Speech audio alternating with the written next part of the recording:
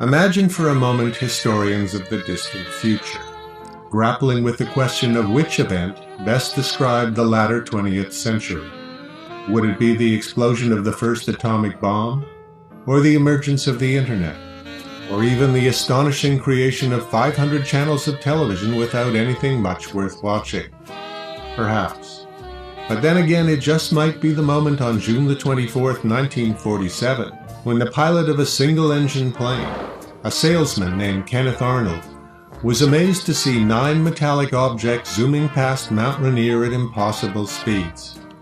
Flying, he said, like saucers would if you skipped them on water. In the following weeks, thousands of reports of flying saucers flooded in from much of the world. In the shadow of the atomic age, the era of UFOs had begun. We lived our little drama, we kissed in a field of white, and stars fell on Alabama. But why is this event so important that it should even be mentioned alongside the most expressive milestones of the last century? We bring you this special radio-television broadcast in order to give you the very latest information on an amazing phenomenon. Well, perhaps it's because it was the first portent of the time when our world will change forever. The cataclysmic instant when certainty dawns that there are others out there far more advanced than us, that we are not the pinnacle of creation we have taken ourselves to be, that we are only mere babes emerging from our planetary cradle. And perhaps it's important because the story of how the momentous question, "Are we being visited?"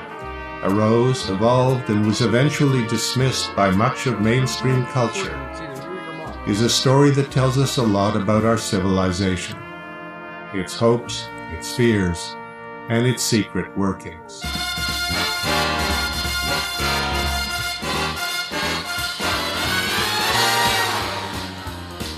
Like all good tales, it needs a teller. I was probably born for it. I mean, look at those hands pointing to the sky. By age 8, I was a boy astronomer, a certified outer space junkie.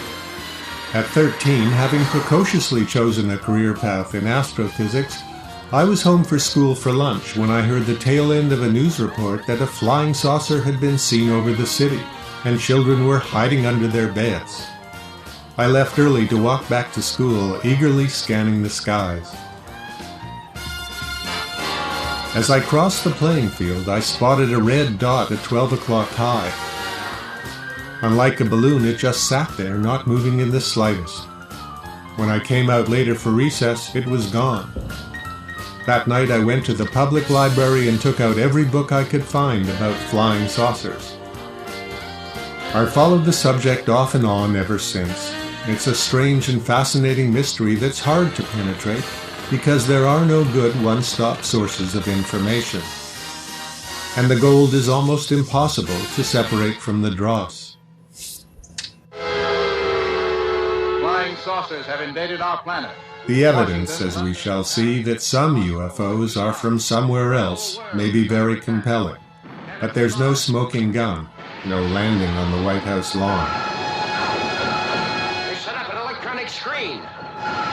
However, it is precisely this absence of proof that has allowed us to turn the UFO phenomenon into a Rorschach inkblot, an amorphous shape on which we have projected our hopes and fears.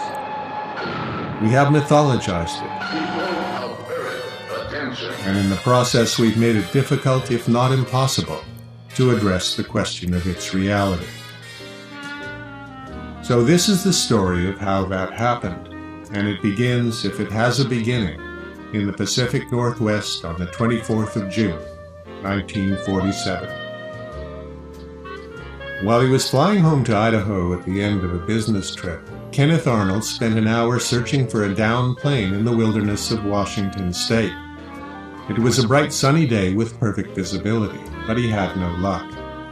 Arnold sold forest firefighting equipment, hopping about the Northwest in his single-engine Call Air. As he turned towards home, a blinding flash of light caught his attention.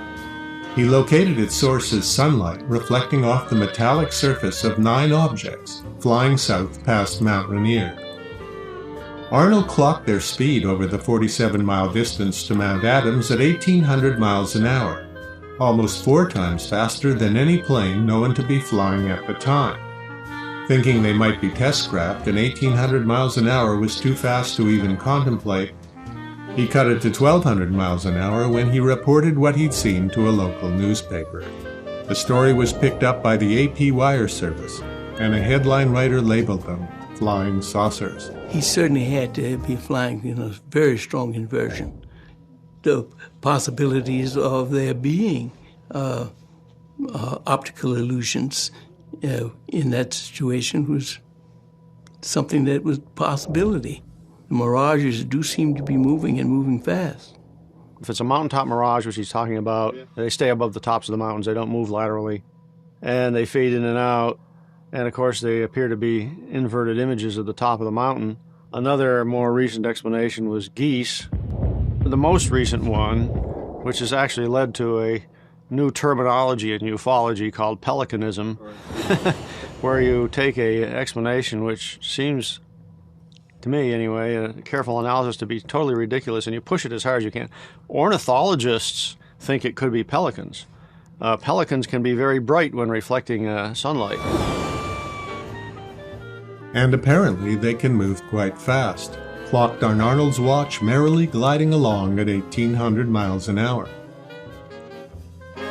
Meteors have also been suggested, though how meteors could have traveled for 47-plus miles horizontally has never been explained, nor how they could resemble what Arnold drew. Even though there had been dozens of local reports of strange aerial objects in the preceding months, Arnold's sightings seemed to open a floodgate. Within weeks, there were more than 3,000 reports from across North America and around the world.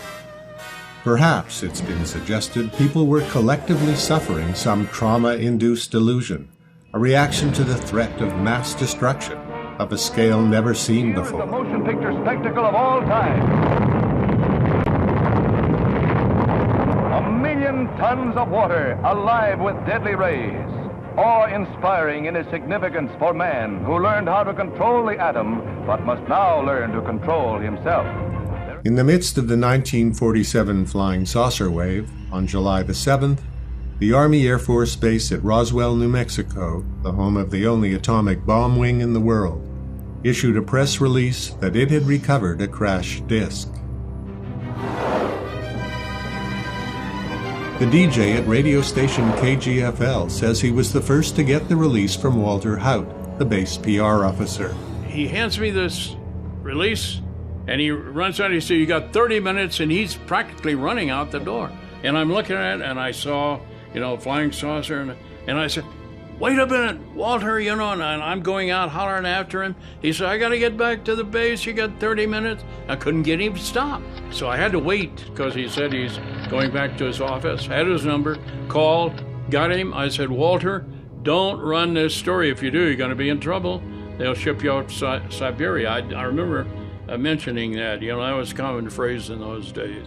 And he said, "Look," he said, "the old man has cleared this. It's okay to use it." The Army Air Forces has announced that a flying disc has been found and is now in the possession of the Army. About that time, all hell broke loose. The wire went dead, and the phones began to ring. And the cavalry came to the rescue.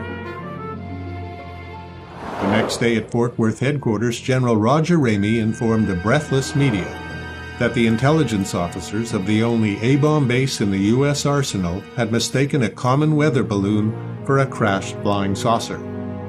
The press ran the story without so much as an arched eyebrow. And that was the last we'd hear of Roswell for another 35 years, when it would begin to blow up into the culture with all the power of an atomic bomb.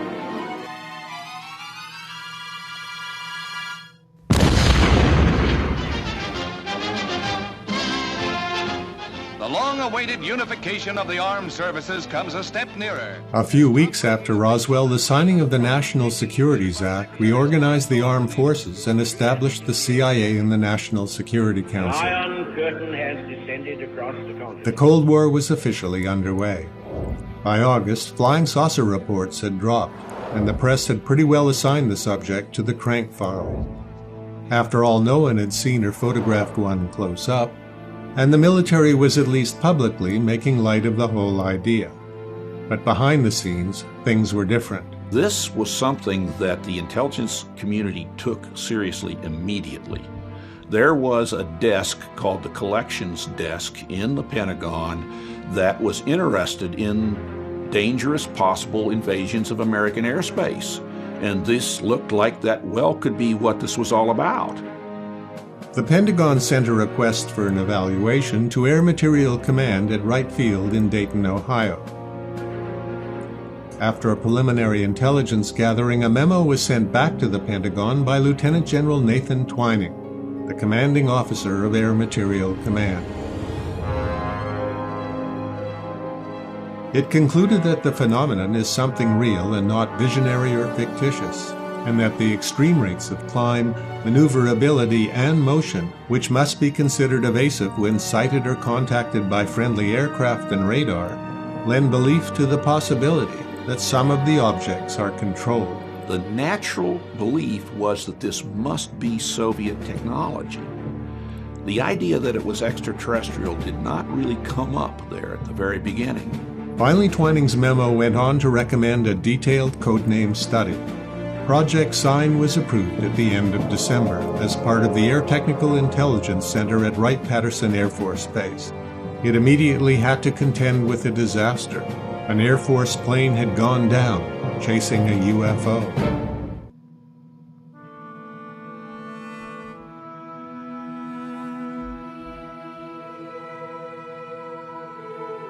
On January 7, 1948, Kentucky Air National Guard Captain Thomas F. Mantell's F-51 fighter fell to Earth. He had been chasing a strange object in the sky.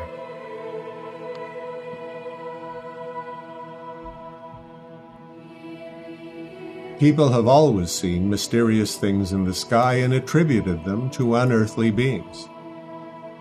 In biblical times, it would appear that angels zipped about quite frequently.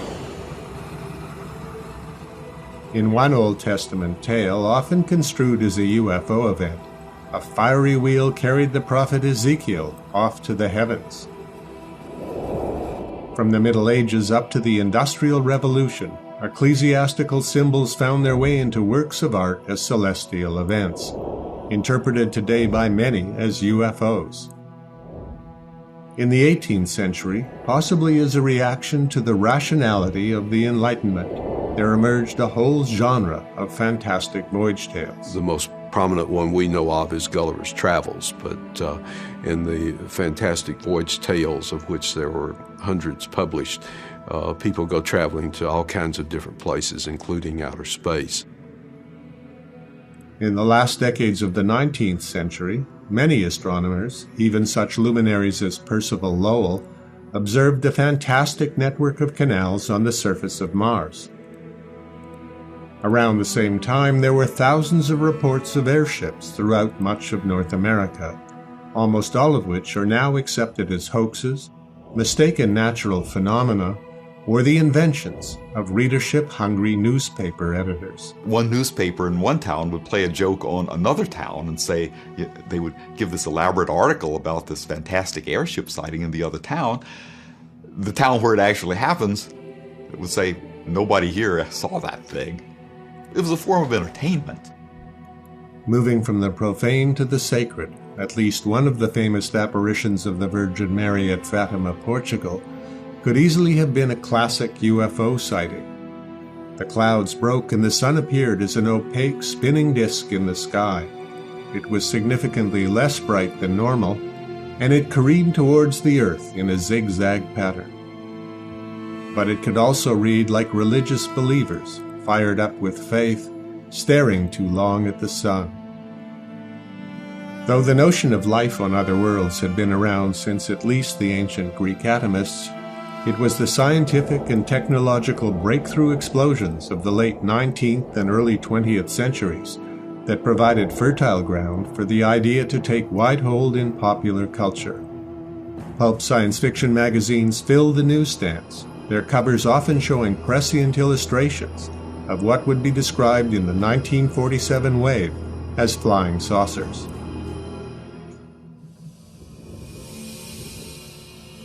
Columbia Broadcasting System and its affiliated stations present Orson Welles and the Mercury Theater on the Air in The War of the Worlds by H.G. Wells.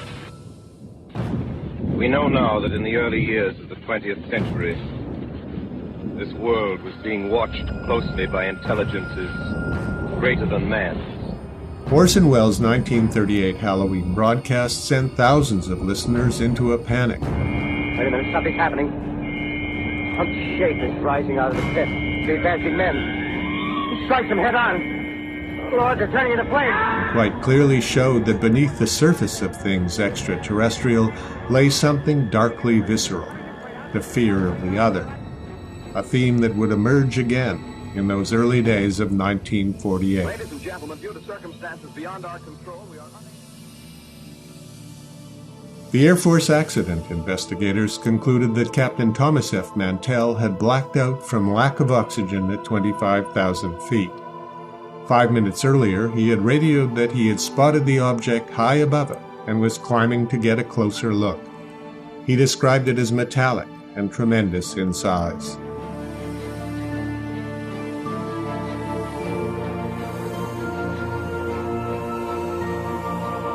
After Mantell apparently lost consciousness, his plane had climbed to 30,000 feet when it stalled and began its death spiral to Earth.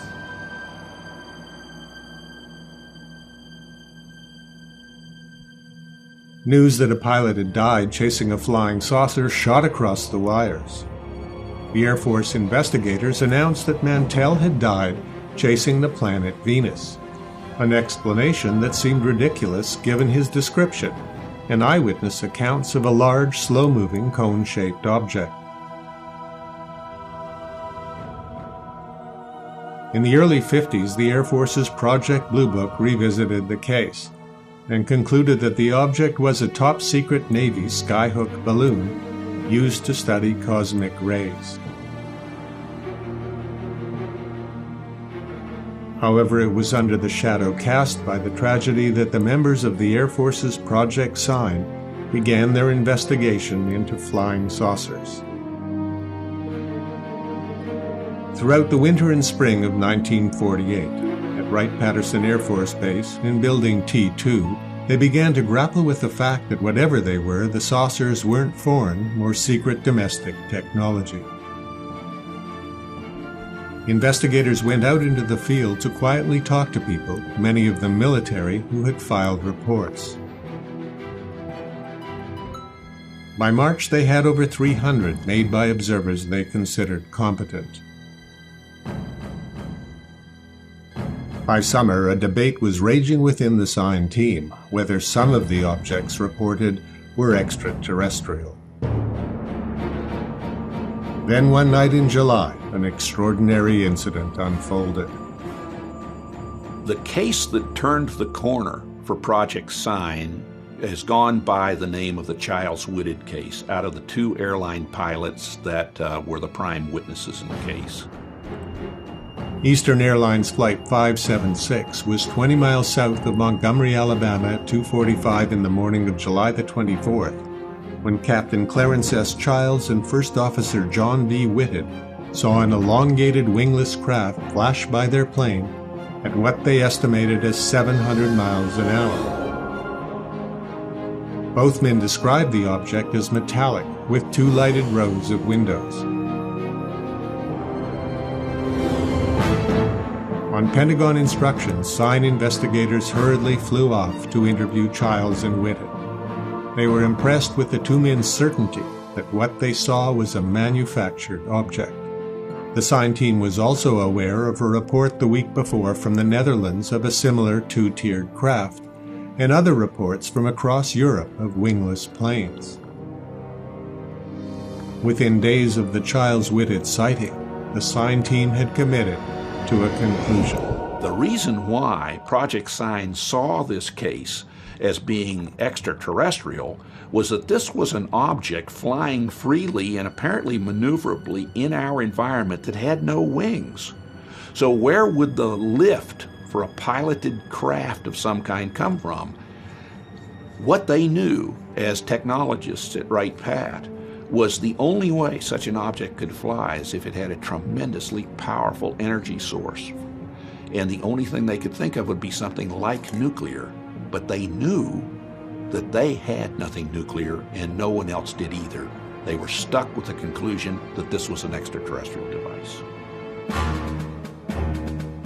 As traffic backed up with employees leaving Wright Pat at the end of the midsummer workdays, the sign team was hunkered down writing what they must have seen as one of the most important documents ever written.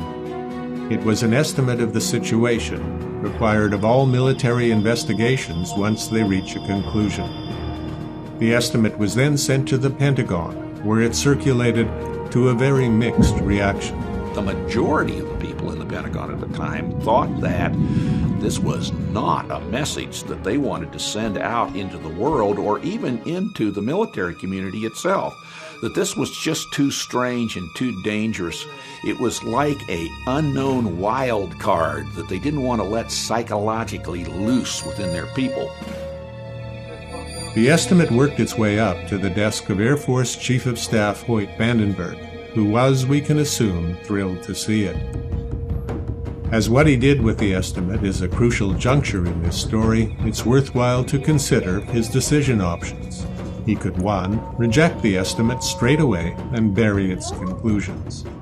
2, order further study, which would serve to keep its conclusions alive with the possibility of leaks.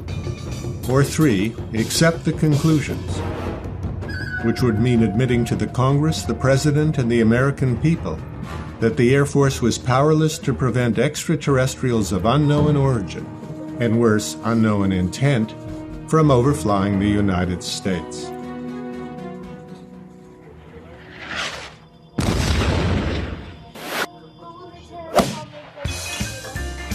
Researchers who believe that a flying saucer crashed at Roswell are of the opinion that Vandenberg's decision was made to perpetuate a cover-up. But Roswell is not necessary to understand why the estimate was quashed. Simple convenience suffices. The idea it advocated was dangerous, the effect on the population unpredictable. Authority fears and loathes one thing above all. Vandenberg let it be known to the sign team that their conclusions had no supporting evidence. All copies of the estimate were ordered destroyed. The sign team was disbanded and replaced by Project Grudge, whose mandate apparently was to give the public mundane explanations for all sightings, and shift the emphasis from the reports to the people making them. Flying saucers were to be a psychological problem. In December of 1948, just as Project Sign was being replaced by the Saucers Don't Exist Project Grudge, a series of sightings called the Green Fireballs began over sensitive military installations in New Mexico. They were seen by dozens of scientists at the Los Alamos Nuclear Research Installation and by hundreds of military personnel. At least 39 reports were sent to Grudge by April of '49. There was great concern in the scientific community about what they were, but Project Grudge, true to its name, seemed to begrudge all requests to investigate. A few months later, Grudge cooperated with the Saturday Evening Post on a major two-part article debunking saucers, only to see sightings immediately hit an all-time high.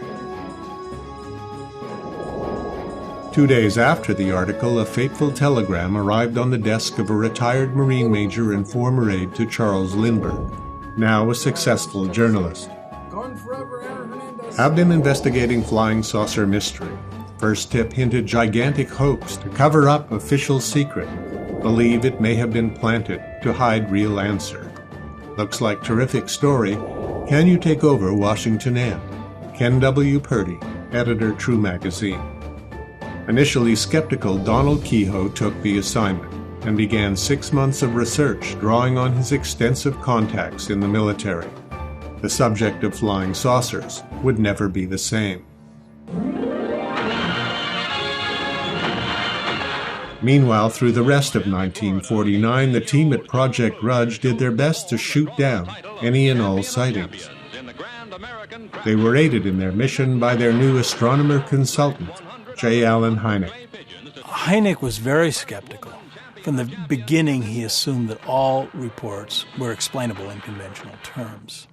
And that is, in fact, what he did. That was his function for the Air Force. They would take the cases to them and they say, we can't explain this, as we can't trace a weather balloon. Is this a comet, a meteor, a planet? And Heineck would provide the explanation. Donald Kehoe's True Magazine article appeared just before New Year's 1950. It was the largest-selling issue in the magazine's history. This was a sensation. This article got press coverage all over the world. Kehoe concluded from interviewing his Air Force contacts, interviewing pilots, other credible witnesses, that flying saucers were coming to Earth, and they'd started watching us intensely because they began monitoring our atomic bombs. In 1950, men throughout the world learned to look on the brutal face of communism. Berlin powder-keg. As the road to the Korean War became a one-way downhill street, a pillar of the community farming couple in Oregon, on a nice May evening, noticed a strange object in the sky. The pictures that Paul Trent and his wife took would be among the most highly analyzed UFO photos ever taken. And while there have been many attempts to expose them as faked, the efforts have been far from convincing. And there was also the lifelong character of the Trents. Everybody says straightforward, honest. The chance of them making up a hoax like this is zero. A few months later in August, in Great Falls, Montana, Nick Mariana, the general manager of the city's baseball team, shot some 16mm film of what he described as two silent, disc-like objects. Mariana showed the film around town numerous times, including at club meetings at the Park Hotel. The little booth next is a visiting broadcast booth. Gene Black, the son of one of the board of directors of the club, later to become the team's announcer, remembers being at a screening. Good view, shiny, saucer-shaped things. Though his recall is spotty after 5 decades, like others who saw the film, what impressed him was how they were stationary discs that took off at a great speed. Hovering. Standing still. Yeah.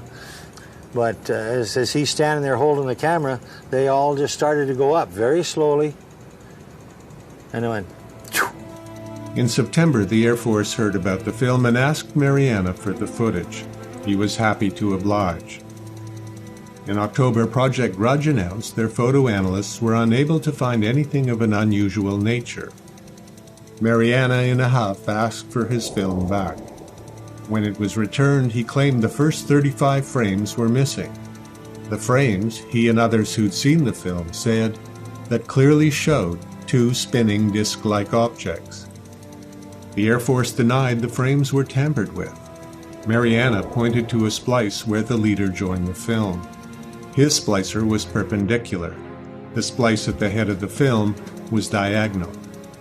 The missing frames, if Mariana and others were telling the truth, have never surfaced to this day.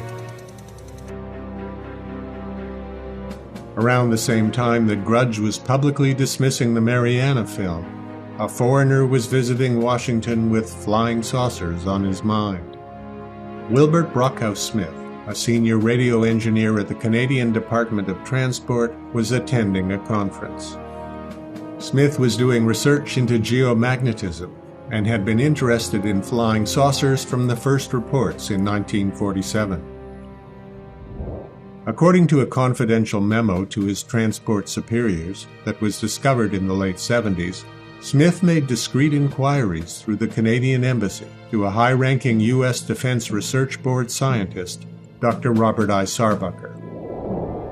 The memo described what he learned. The matter is the most highly classified subject in the United States government, rating higher even than the H-bomb. Flying saucers exist and their modus operandi is unknown, but concentrated effort is being made by a small group headed by Dr. Vannevar Bush. The entire matter is considered by the United States authorities to be of tremendous significance. Smith received permission from the Department of Transport to set up a flying saucer detection unit at their Shirley's Bay installation just north of Ottawa. The unit was shut down a few years later, not having had any success. But Smith's memo would become of huge importance when it came to light in the late 70s. It appeared to confirm the existence of a crash-recovered saucer and an above-top secret control group, ideas that would loom large in the UFO landscape of the 80s and the 90s. 1951 would be a slow year for saucers, but a striking multiple radar and visual case over the New Jersey coast involved the local Air Force base at Fort Monmouth.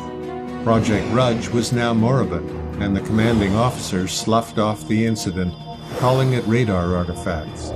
When this came to light at the Pentagon, it caused a major stink. Major General Charles Cabell, the head of Air Force Intelligence, went ballistic. And he stormed around, pointing at various people who were also there in his audience, saying, "I've been lied to and lied to and lied to." He says, "I demand that this subject be taken seriously." Cabell had Grudge reorganized under more open-minded officers and renamed Project Blue Book. And at that time, probably the most sympathetic Blue Book chief at Wright-Patterson Air Force Base was installed, and that was Captain Edward Ruppelt. Ed Ruppelt was an aeronautical engineer and a good organizer. More importantly, he had a sense of history. Much of what we know about the early years comes from the book he wrote when he left the service. Around the same time the winds of change were blowing through the Pentagon, The Day the Earth Stood Still was released. Directed by Robert Wise, the message of the film was as old as the New Testament, complete with crucifixion, a robotically assisted resurrection, and a pointed Sermon from the Mount. I came here to give you these facts. It is no concern of ours how you run your own planet. But if you threaten to extend your violence, this Earth of yours will be reduced to a burned-out cinder. The film was the flip side of the message in another A-list movie of that year, Howard Hawks' The Thing from Another World. Right. Spread out, everybody. We're going to try to figure out the shape of this thing. Where an alien monster lies frozen under the Arctic ice, waiting for the naive humans to come by. It's round. We finally got one. We found a flying saucer. Thus begins Hollywood's projection of flying saucers onto the ancient myth of the other, the stranger who mirrors our deepest hopes and our most terrifying fears. A myth that would continue to play itself out in fascinating new ways that would change tunes with the times. Shine, little glowworm, glimmer. Shine, little glowworm, glimmer. Lead us. If the history of UFOs has movements, each with its own dramatic arc, the year 1952 would be the climax of the opening act. The tumultuous events would set the course of the history for the next 15 years. And lead us on to love. In the spring, Life magazine openly wondered if we have visitors from space, and became as talked about as the 1950 True article. The New York Times, hostile to the whole idea from the start, sneered that the subject had as much reality as the Loch Ness Monster. And the first debunker appeared. Donald Menzel was a prestigious Harvard astronomer who employed all his political and media connections to discourage anyone from taking the subject seriously. He had enough cachet as a Harvard astronomer to get into Time magazine and places like that with his idea that it was all oddball radar reflections and plasma effects and a bunch of misinterpreted nonsense. According to Ed Ruppel, Menzel and his strained explanations garnered little more than contempt at Air Force intelligence. They had their hands full with the practical problem. The Great Saucer Wave of 1952 had broken in June, sending everyone scurrying to keep up. Reports for the month totaled 144, the highest number ever. July would more than triple that.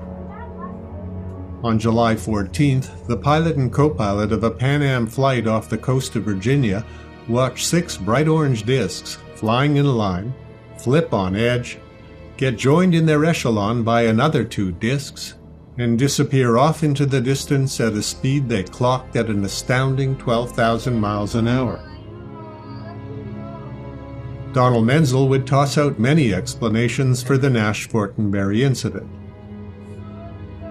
That old standby meteors was one.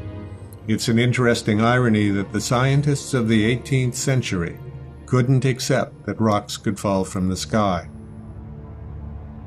Menzel also suggested searchlights playing on clouds, although a quick check of the weather would have shown it was a cloudless night. Then he tossed out reflections in the cockpit glass of lighted cigarettes in the passenger cabin, and finally in what may have been a stretch for the ages, fireflies trapped between the windshield panes of glass.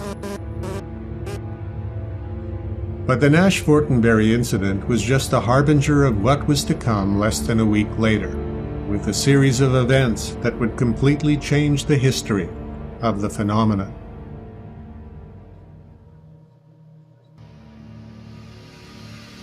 The midsummer of '52 was when everything changed. We're talking about massive wave of sightings, and they were getting 20 or more sightings per day. They are flying all up and down the East Coast, and some people actually predicted, because of the way they were doing it, that they would probably show up in Washington, D.C., and there, in the middle of July, they did. A cluster of 7 blips 10 miles southwest of the capital was first noticed at 11:40 p.m. Saturday, July 19th, on the long-range radar at Washington National Airport. One of the operators looked out and saw a bright orange light. When the blips started showing up over the White House, Harry Barnes, the senior traffic controller, called Andrews Air Force Base 10 miles to the east. An Andrews controller was soon seeing bright orange objects flashing through the sky. As the runways at Andrews were under repair, jets would have to be dispatched from Newcastle Air Force Base, 30 minutes away in Delaware. Meanwhile, a Capital Airlines flight taking off from National was vectored towards some radar blips to the west. As they approached the area, they saw nothing unusual. Suddenly, a bluish-white light flashed in front of them on a 25-degree dive. Then another one shot from behind them, zooming up and out of sight.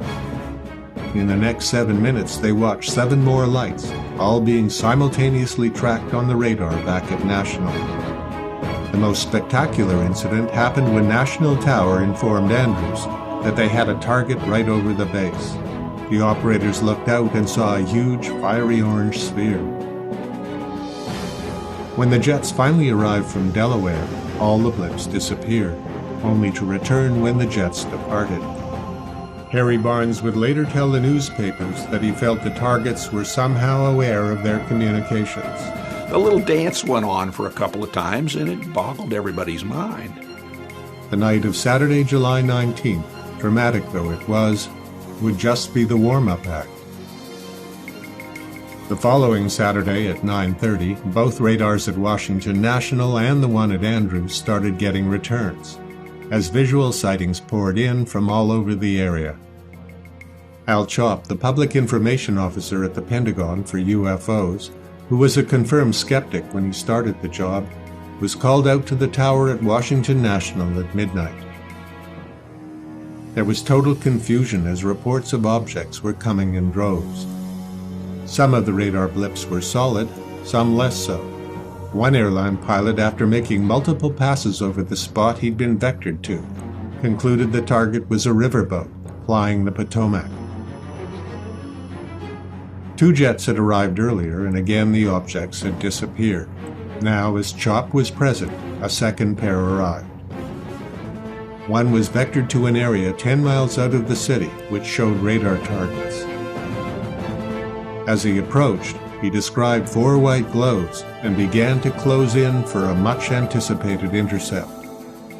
But as CHOP and the controllers watched on the scope, the object shot right at the jet and surrounded it. According to CHOP, the pilot radioed them for instructions asking, "What do I do now?" Then the glowing orbs zipped off. After that, Al CHOP was no longer a skeptic about UFOs. Monday's banner headline in the Washington Post caused mounting concern of a public panic.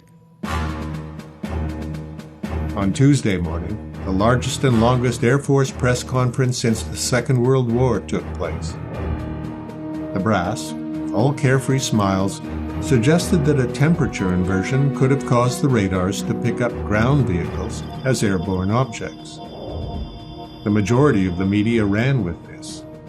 But behind the walls of the Pentagon, in the offices of Air Force intelligence, all explanations were still very much on the table. During the height of the flap, Ed Ruppelt had taken a call from Harry Truman's military aide, General Robert B. Landry, demanding answers. And he told them that they didn't know what they had on their hands. Well, it took Harry Truman 1 day to order Landry to go to the Joint Intelligence Committee and to order a study of this. Aside from the question of what had just happened, the Washington flap had caused a major communications breakdown. The hysteria, the jamming of the telephone lines, where you couldn't even call the Pentagon.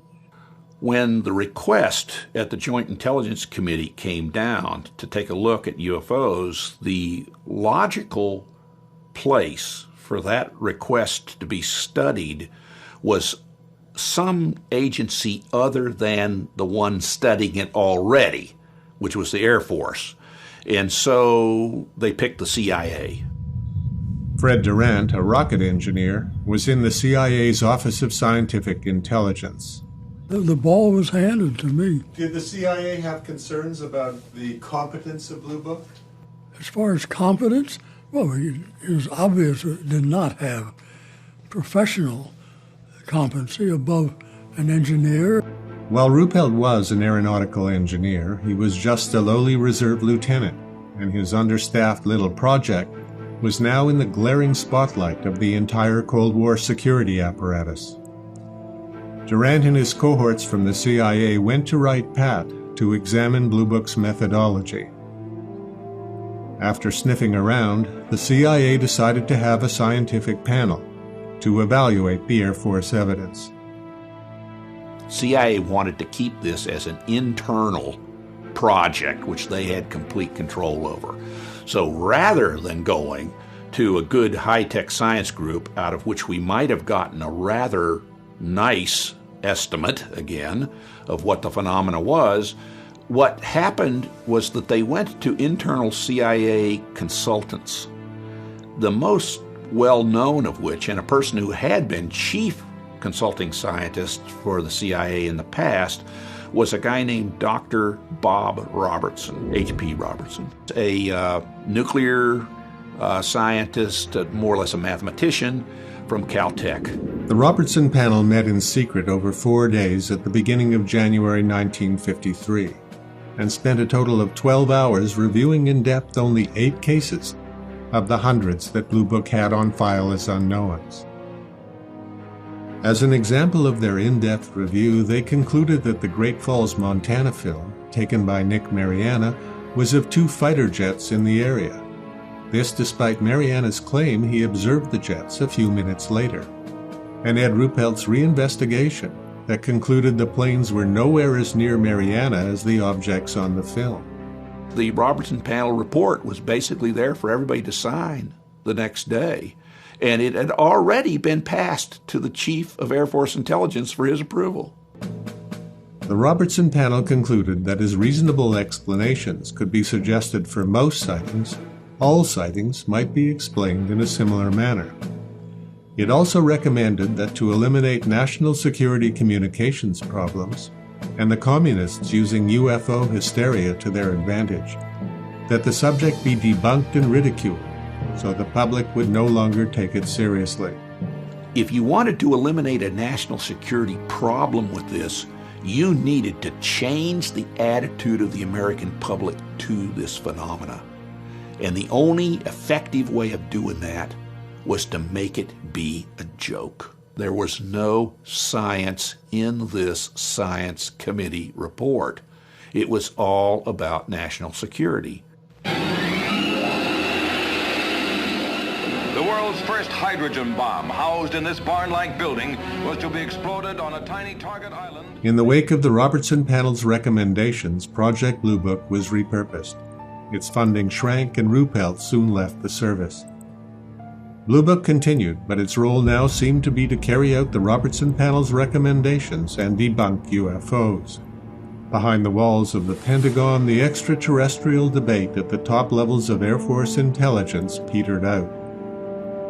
The Washington flap had rattled the windows in the corridors of power and raised concerns about public hysteria in the perilous times of the Cold War. A brief period of open inquiry had come to an end, and a dark curtain of denial had once again descended. See the USA in your Chevrolet. America is asking you to call. By the early 50s, even with a new administration in Washington, it was evident that any revelations about the UFO mystery would not be forthcoming from government, and civilian investigation groups were started up by people who wanted answers. But the day was also dawning on people who claimed to already know the answers, the contactees. In 1952, a man born in Poland named George Adamski had walked out into the Mojave Desert and met Orthon, a man born on Venus. Or so Adamski claimed, and many thousands would believe him. It didn't take very long once people started seeing flying saucers to present stories that saviors were actually descending from the sky, which is where saviors usually come from anyway. But in this case, they came in a technological form, in a spaceship. George Adamski's visiting aliens incorporated so much of angelic imagery that it's obvious. As his fame grew, Adamski was soon joined by others claiming physical and telepathic contact with the Space Brothers and Sisters, and writing books about their joyrides with them to other planets. 1954 saw their first convention at Giant Rock in the Mojave Desert. The contactee movement was a feast for the media, an easy snack of assorted nuts. This tended to confirm the suspicions of many that there was nothing to flying saucers of any substance. Among the serious UFO research groups, the need was seen for a high-profile organization in Washington, D.C., to lobby Congress and press for hearings into UFOs. The National Investigations Committee on Aerial Phenomena, or NICAP, was formed in 1956. It was soon being directed by that UFO crusader, Donald Keyhoe. Keel was a master at publicity. He was good on radio, he was good on television, he had a certain kind of personal charisma. He was intensely sincere. He attracted all kinds of people with solid professional and middle-class credentials to lobby for congressional hearings. Today, a new moon is in the sky. The Soviet launch of Sputnik shocked America and ushered in the 1957 wave, notable for the many close-range vehicle interference cases and reports of landed craft. By the end of the decade, the numbers at the contactee conventions at Giant Rock were dwindling. But the bright-eyed naivete of the 50s wouldn't come to a definitive end until the events of November the 22nd, 1963. dark forces now seemed to be lurking in the shadows, and they underscored the 4-year UFO wave that began the same year. Visual sightings of distant UFOs were about to become up close and personal. In mid-decade, one such strange and disturbing encounter came to light. It would gain even greater significance 2 decades later because it involved missing time, hypnotically recovered memories of being abducted, and the taking of samples from the human reproductive system. In a way, it's really extraordinarily important for the fact that it laid down the terms, although they didn't know that at the time, for what the shape the phenomenon was about to take. Betty and Barney Hill, returning from a vacation through the White Mountains of New Hampshire, had seen a UFO following them at close range. Inexplicably, they arrived home 3 hours late. Betty called her sister and niece over to see some strange things that had occurred that night. The tops of Barney's shoes were deeply gouged. We saw the watches that had stopped working that night. We saw the highly magnetic spots, very shiny spots on the trunk of the car. In separate hypnosis sessions, a terrifying ordeal was recalled where the couple was taken aboard a craft and subjected to something like examinations. A needle was put in her navel. They told her it was some sort of pregnancy test. And a sperm sample was definitely taken from Barney Hill, even though that was not mentioned in the book because it was seen as unseemly. One story does not a phenomenon make. And what you're looking for, of course, is patterns. And with Barney and Betty Hill, we didn't quite know how to approach it, how to study it, how to understand what was happening. As strange as it was, the Hills incident was just an inexplicable blip on the UFO map of the decade. If the mid-60s wave had a climactic event, it was the infamous swamp gas incident. Not that it was the most fabulous of UFO cases, but it occurred at sort of an emotional peak that had a lot of momentum to it as far as the public was concerned. In March of '66, a localized wave had hit southern Michigan, lasting over a week.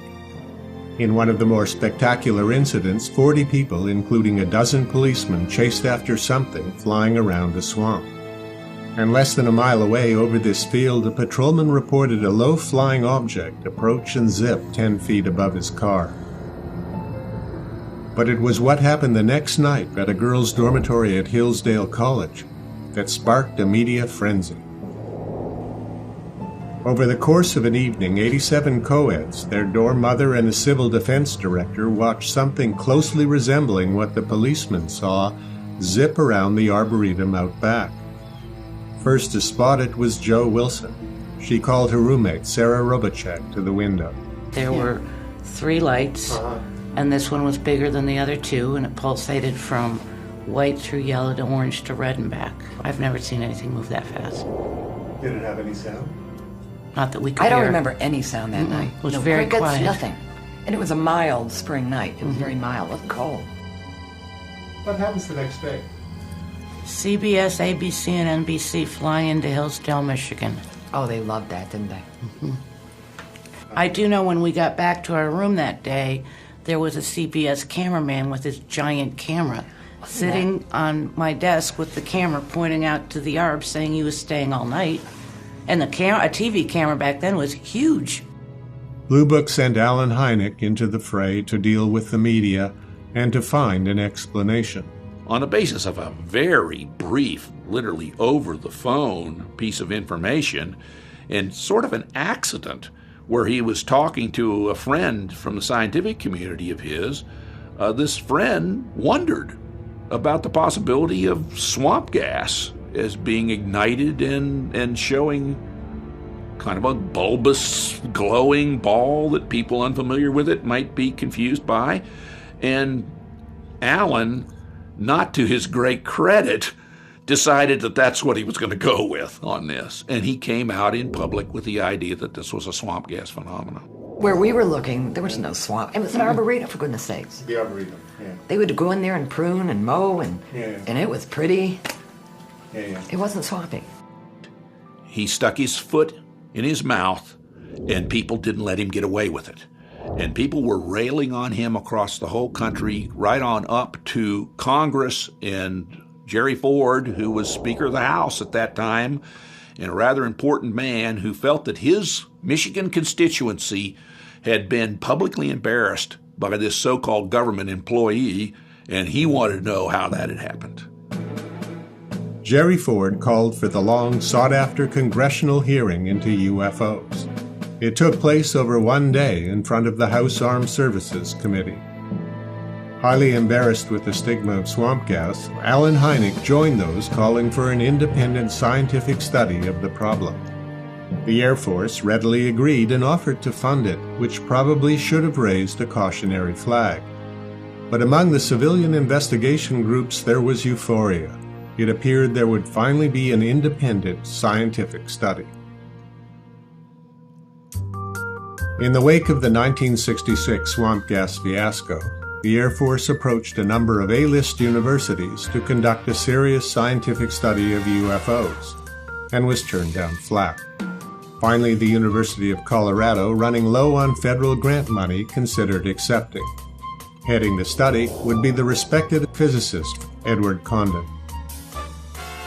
Edward Condon didn't want to do this for the Air Force, even though he'd done a lot of military consultancy work before, because he was like most other people in the scientific community. He thought the whole thing was nonsense and not worth his time. But University of Colorado needed some money. Robert Lowe, the person who would administer the project, pitched it to one of the university trustees thusly.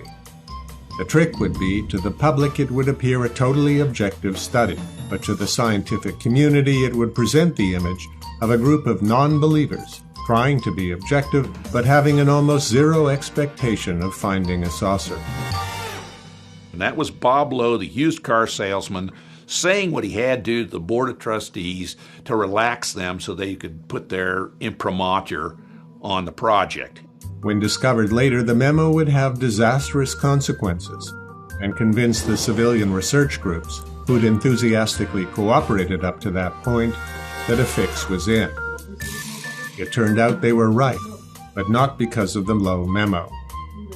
As the study was getting underway, Condon and Lowe met with their Air Force liaison, and incredibly they asked them what result the Air Force would like. The leaders of what's supposed to be an inquiry into the reality of UFOs, asking for direction from the agency who'd been proclaiming for 2 decades that there was absolutely no reality to them whatsoever. The liaison officer replied that the Air Force was tired of funding Project Blue Book. And what he says to Condon is, this project has been a source of a lot of irritation, really, to the Air Force and a lot of expense. And we really need to get rid of this. And if you find that you don't have enough money to come to a proper conclusion, reapply and you'll get more money. The Colorado study brought on board a team of 8 scientists, engineers, and psychologists.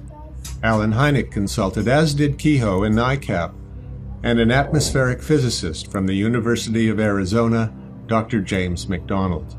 In 1954, he had a UFO sighting, what we would call a daylight disk, and it was really a very puzzling sighting, a good sighting, obviously a very good trained witness. But he didn't do anything with it because he was starting his scientific career. In the mid-60s, McDonald picked up the study of the phenomenon with a vengeance, reading through all the Blue Book files and the extensive public literature. He went through all of this in a period of months, began talking with witnesses, was really impressed with the quality of evidence, and he thought that this was the most important overlooked scientific question of the century, maybe one of the most important of the millennium. McDonald was fearless, vocal, and tireless. He began giving hundreds of talks, and I mean hundreds of talks, and a lot of scientists in these prestigious organizations began to take an open interest in the subject of UFOs. But even as McDonald was raising awareness in the wider scientific community, the Colorado study researchers were learning how unusually unaware Edward Condon appeared to be. You know, he couldn't understand why people were so upset that he had talked about trying to debunk the UFO phenomenon. Well, you know, that to most people that sounds like somebody that's already got his mind made up, and how can we discredit it? Still hoping for an objective study, the Colorado researchers went into the field to investigate both old classic incidents and some new ones as they cropped up during the course of the study. One such case was the Falcon Lake, Manitoba incident, where a weekend prospector named Stephen Mihalik told of how he had approached a landed disc, thinking it was an American test craft in trouble. He saw two of them. One stayed in the sky and then headed off to the north, and the other one landed over there on that rock outcropping. He progressed and walked up to the door of this thing, which was situated somewhere about here, and put his hand on the side of the door and poked his head in, saw that there were some flashing lights like on a computer, saw that his hand, his glove was melted, very, very hot. And at this time, he had already shouted in, "Come on, Yankee boys, need some help? Let me help you fix your machine." And the voices stopped. And at this point, the doors on this thing slid shut, kind of like an iris. And the entire object rotated so that there was a grill or exhaust vent right in front of him. And as he stood right close to it, a blast of hot gas shot out, knocking him down, and then actually setting some of his clothes on fire with the intense heat. And the object took off, rose into the air, and because he was disoriented and distracted, he couldn't tell which direction it went. But he spent some time rolling on the ground, putting out his clothes, taking them off. And then the ordeal of getting back to civilization began, because he was feeling very nauseous, very, very disoriented. Mihalik staggered out of the bush and got back to Winnipeg, extremely sick. And I remember going into their bedroom, and even before I stepped over the threshold, the smell in the house and the smell coming from the bedroom was horrible. But for days afterwards, the smell lingered, and the more I visited with him, the more we chatted, the more it felt as though the smell was coming out of him, that he was exuding this stink, that it was pouring out of his pores. He also had some fainting spells. He had a recurring skin condition as a result, and some burning to his legs too, because when he fell backwards, the blast also caught him on the legs. 2 weeks later, Roy Craig, a Colorado study chemist, accompanied Mihalik, a life photographer, and Canadian authorities in a journey out to the site. They found it suspicious that Mihalik couldn't find the rock outcrop where he claimed the encounter had taken place. There was also a forest ranger tower a mile away, and the ranger hadn't noticed anything unusual in the air. For these reasons, Roy Craig dismissed the incident as a hoax. But in the following months and years, Mihalik's health suffered immensely from no diagnosable cause. That and the official skepticism affected him for the remainder of his life. What bothered him most was being let down by all of the people he turned to and said, "This happened to me, help me. What is this?" Instead he got, "Well, we're not sure, you burnt yourself on a barbecue, blah, blah, blah." Meanwhile, back at the University of Colorado, Condon was spending little time with the project. Instead of doing any field investigation, he was enjoying the company of contactees and regaling his professional colleagues with their absurd tales. When Jim McDonald gave a seminar in the summer of '67, Condon fell asleep twice. That same summer, Roy Craig happened upon Lowe's trick memo in the files, the one written to sell the university trustees on the project. Disturbed, Craig showed it to Norman Levine and David Saunders, two of the project's staff who were most bothered by Condon's behavior. Saunders showed it to Kehoe, who gave it to Jim McDonald, who mentioned it in a long letter to Lowe about the negative direction the project seemed to be taking. Bob Lowe was very, very worried about this, but Ed Condon, typically of him, was explosive about it. He considered this to be an issue of betrayal on the part of what should be a private in-house team. And he called David Saunders and Norman Levine in, and he just fired them.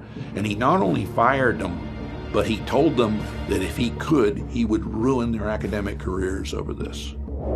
As threats of suits and countersuits filled the air, Lowe's assistant administrator resigned, citing an almost unanimous lack of confidence in his objectivity. All these people are falling out of this so-called objective scientific project. They're dropping like flies. And what you have left over is Ed Condon and Roy Craig and a bunch of other people who've basically been added on at the last second, trying to cobble together a mishmash of documents that they've called the scientific study of UFOs. Well, it was a terrible piece of work. The report was immediately hailed by the New York Times science reporter, who it turned out had already written the laudatory introduction to the paperback edition. Its 1,485 pages were prefaced by Condon's 50 pages of negative conclusions, conclusions that dismissed or ignored much of the analysis in the body of the report. Bill Hartman, extremely skeptical about UFOs, had nevertheless concluded about the Trent pictures that all factors appear to be consistent with the assertion that an extraordinary flying object flew within the sight of two witnesses. He, in his conclusions, completely ignores talking about that, and in fact infers the opposite. No question. Yeah, I think infers the opposite is fair.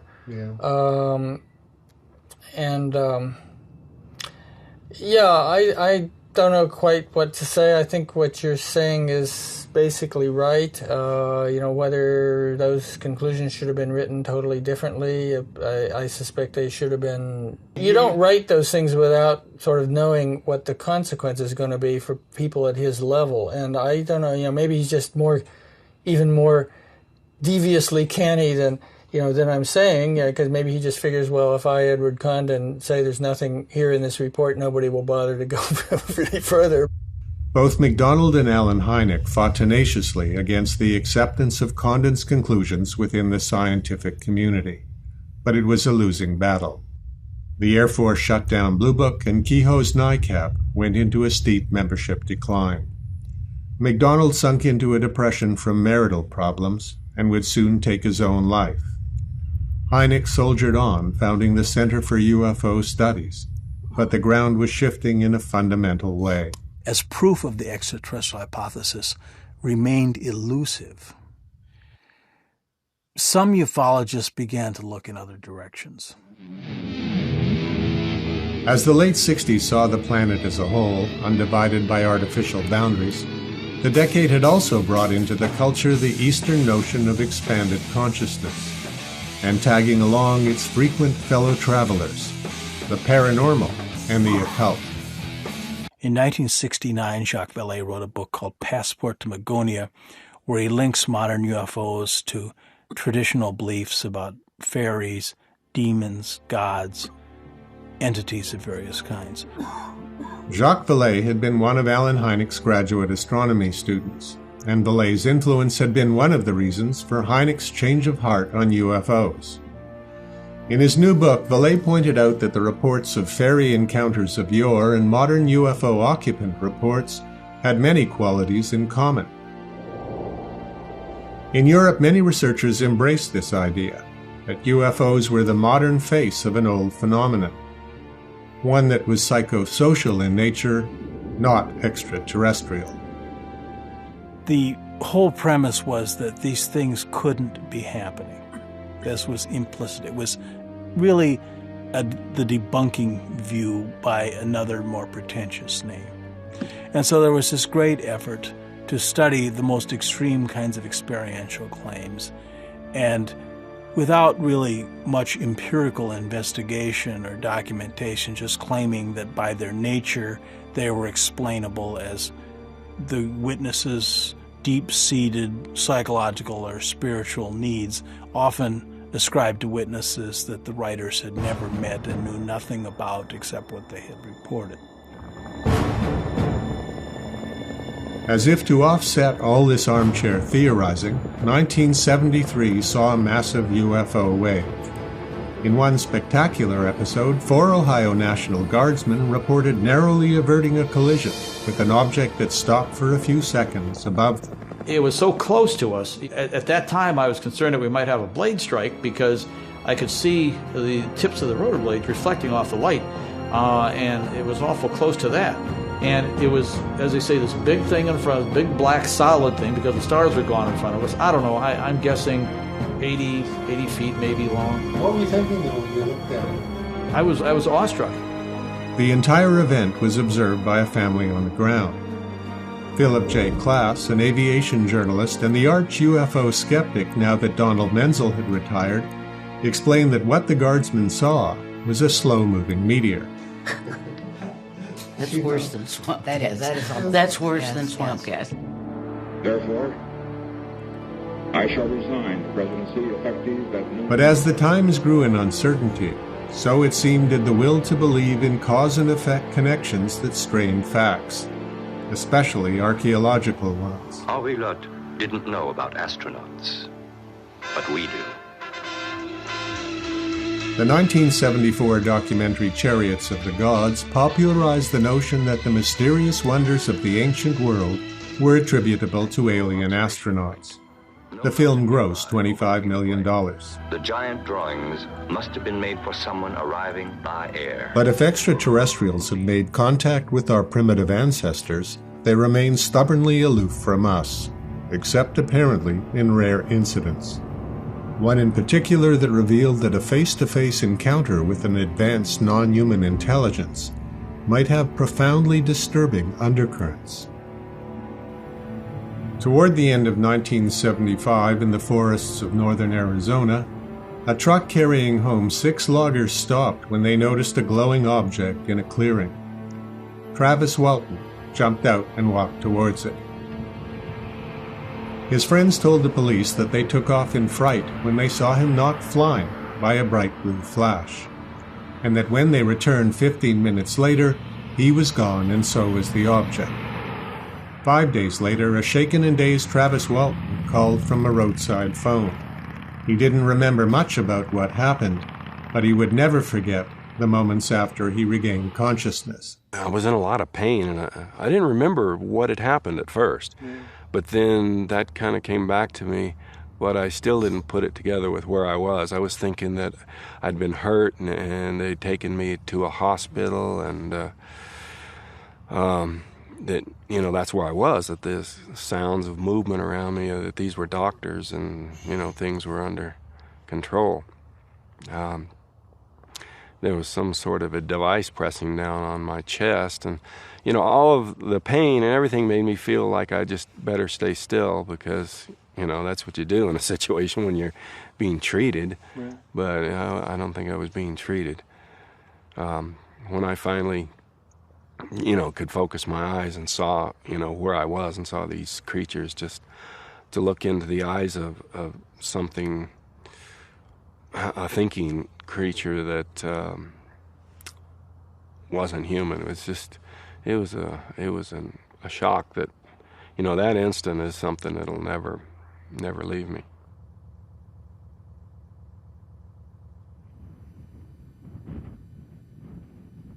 Steven Spielberg gave an interview when he was in pre-production on Close Encounters of the Third Kind. He talked about one night driving out to the desert, staring at the sky and wondering if a UFO came down and landed, would he get aboard? Suddenly he got very frightened. He jumped in his car and drove back to L.A.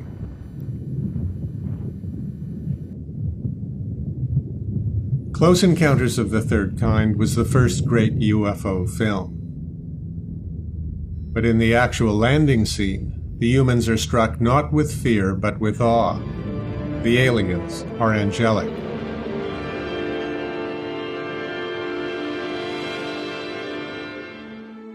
The film's release marked another turning point. U.F.O.s, the rejected child of science, had passed out of the realm of mainstream culture. It was now the province of pop culture and its myths. And of its myths, the film's culminating contact scene was foretelling. During the first 3 decades of the phenomenon, there had been no attempt by our apparent visitors to say hello. The mythic unconscious, like nature, abhors a vacuum, and the notion of contact would dominate the last 3 decades. But if the Spielberg version was all sweetness and light, the dark side was just around the corner.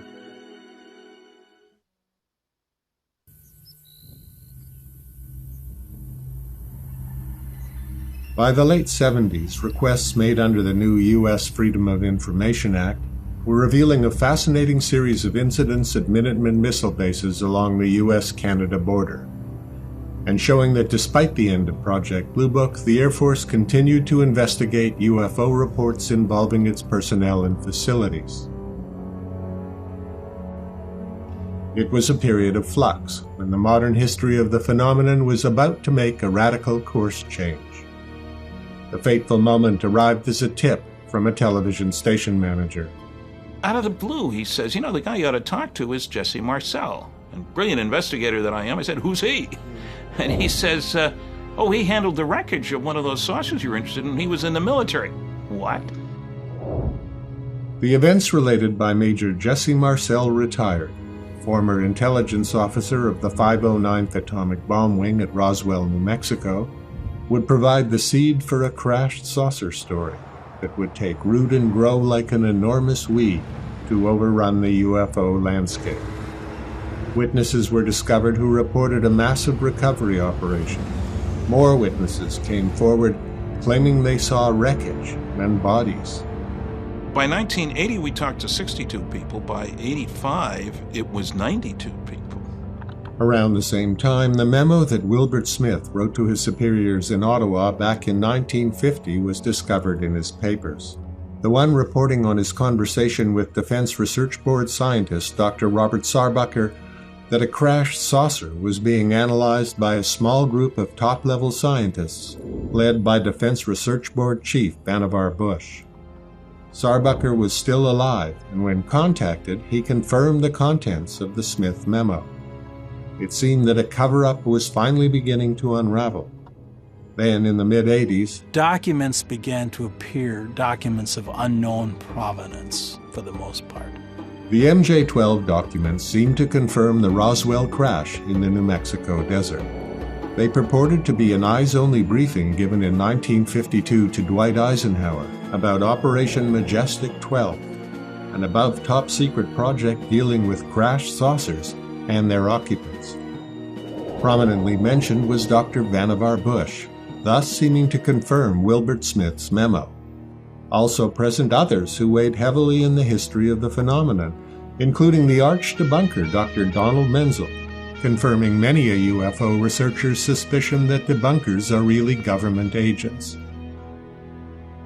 For most researchers, though, the documents looked like a plant.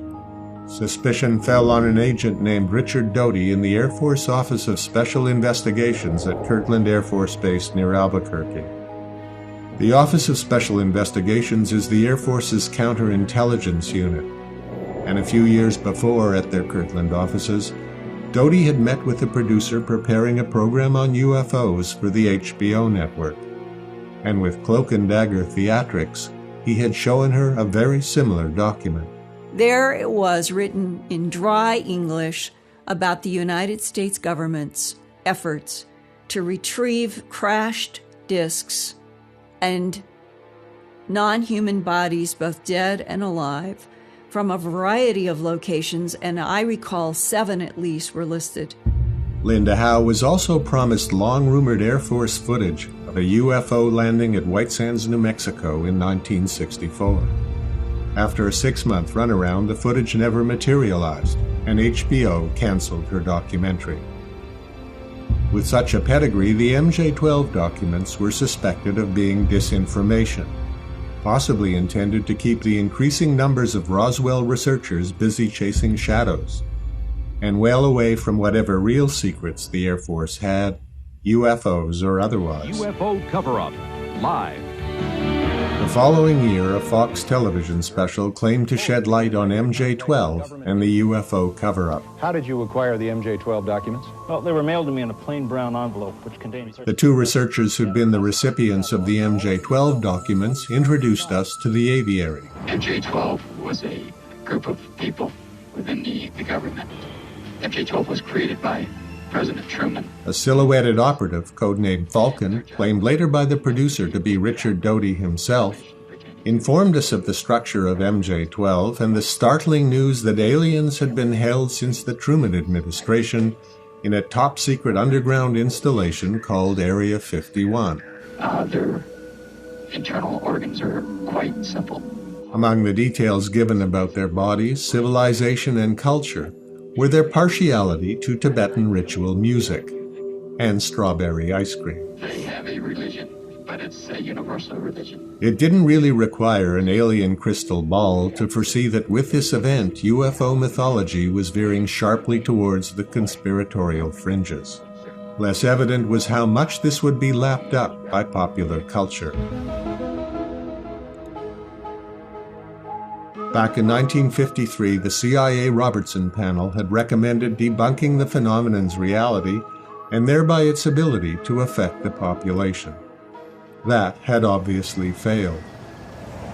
Now, in the light of the MJ-12 documents, one had to wonder if the phenomenon was being deliberately manipulated, possibly to hide any real UFO secrets, but just as possibly to provide a useful cover for things more earthly, like top-secret black projects. Whatever the reasons behind the MJ-12 documents, they did marginalize UFO mythology to the outer fringes of the culture, which might have been their intent all along. But by happenstance, the late 80s saw a new wrinkle in things that would serve much the same purpose. After 1987, the media became much more interested in the abduction phenomenon, and there was sort of an avalanche of shows that featured it, and it was a very good ratings getter and so forth. UFO abductions seemed to strike a deeply resonant chord when they appeared in the mass media in 1987 with the release of 2 books. Bud Hopkins' Intruders expanded on the similar memories of people who claimed missing time around a UFO encounter. The aliens' interest in the human reproductive system that first appeared with the Betty and Barney Hill incident back in the 60s now apparently included a production line of hybrid children, part human, part alien. I was, in a certain sense, sticking my neck out because other researchers are going to say, well, I've never found anything like this myself. There's nothing to this. Or counterintuitive evidence is going to come forward and so forth. And yet, in actual fact, people began saying, my gosh, you know, when I explore these other avenues, I'm finding the same thing he found. At the same time, almost in the same week, the book Communion came out, written by an abductee who personally claims to be an abductee, Whitley Strieber. And it hit the top of the New York Times bestseller list. It was on the New York Times bestseller list for 32 weeks. And it was #1 in the country for 19 weeks. That book had a tremendous impact societally.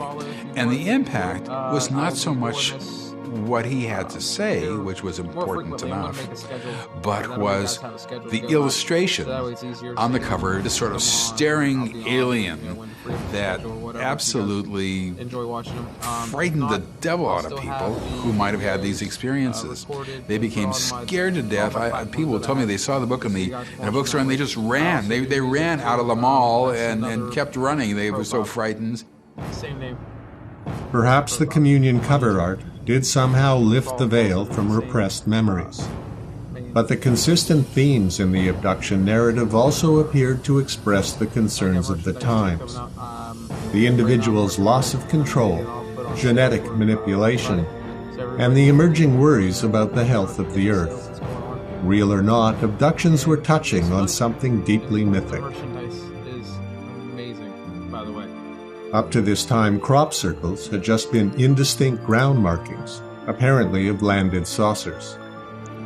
Now they began to appear as elaborate mandalas, mostly in England, where it should be noted that landscaping is a form of religion. Those who believed some of the circles were more than the work of nocturnal serial artists saw them as coded messages from extraterrestrials.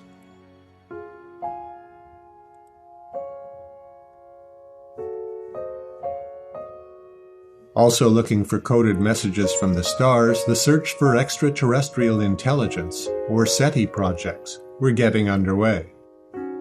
One of the major objections by the scientific community to the idea of flying saucers zipping around our planet I hope you guys can hear was me the limiting factor of the speed over of the light, video.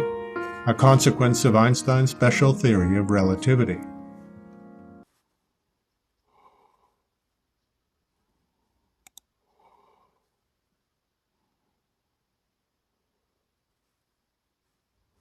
All right, now you guys can. I'm going to end it right here. Sorry about that. Minute 25 seconds in. So, an hour 25 minutes. Sorry. And we're stopping it there. Got about another 20 more minutes left on it. Instead of breaking it down into 7 sections, I broke it down into 2. So stick around. I'm going to put the other one back on there. And when I put the other one back on there, I will also put the link on there. We're doing a little, guys enjoyed the show. I'm going to be putting some more up here. And I guess that's it. This is my first live I've done like this. I wanted to do this one tonight.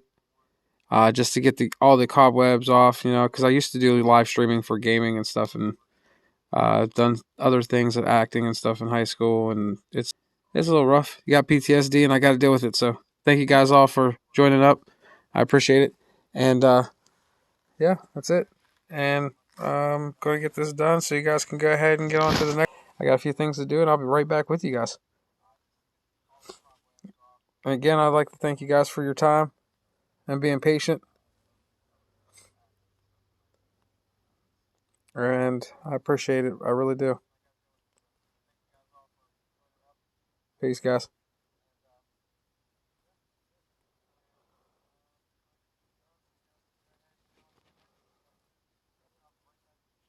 We're going to go ahead and raid